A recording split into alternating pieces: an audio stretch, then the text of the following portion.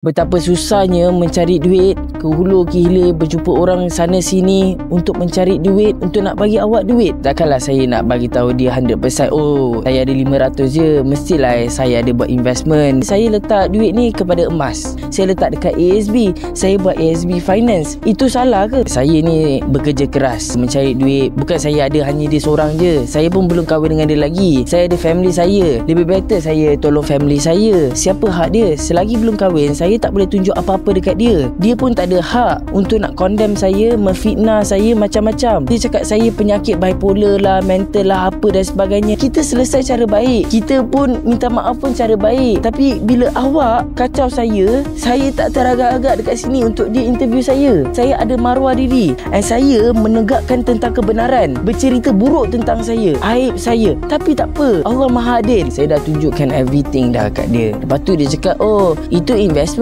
lain lah. Habis tu saya kerja sana sini tu cari duit. Saya nak cakap awak lah, kalau lah akaun bank saya RM500, saya punya kereta pun RM1,500, saya punya bil elektrik semua pun berapa ribu dah. Lepas tu saya menolong orang sana sini berapa ribu dah, saya makan sini berapa ribu dah, saya tolong ibu bapa saya berapa ribu dah. Adakah itu 500? Itu dah lebih daripada 500.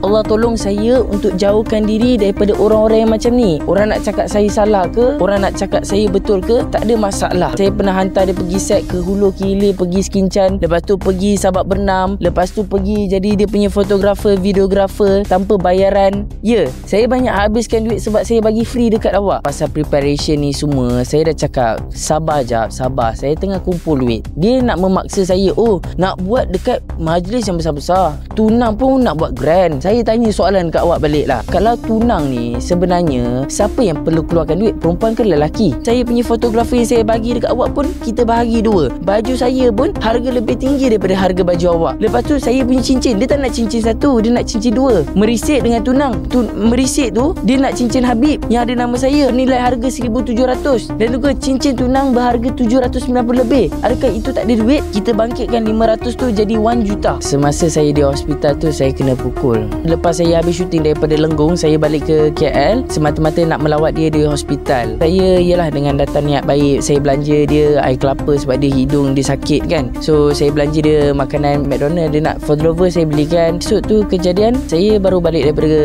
ialah saya penat. Time tu saya pergi kerja. Lepas tu saya punya bos pun cakap, okey tak apalah, pergi teman Saidah, jaga Saidah, dia ke hospital. Okey, saya pun pergi teman. Saya datang dengan keadaan baik, saya balik dengan keadaan kasar. Dia maki saya, dia pukul saya, dia tampar sampai spek mata saya melambung. Ya Saidah, awak buat macam tu kat saya, awak cakar saya Saidah, awak maki hamun saya terima seadanya. Awak macam ni awak buat, awak cakap. Lepas tu awak cakap dekat nurse, ada orang gila.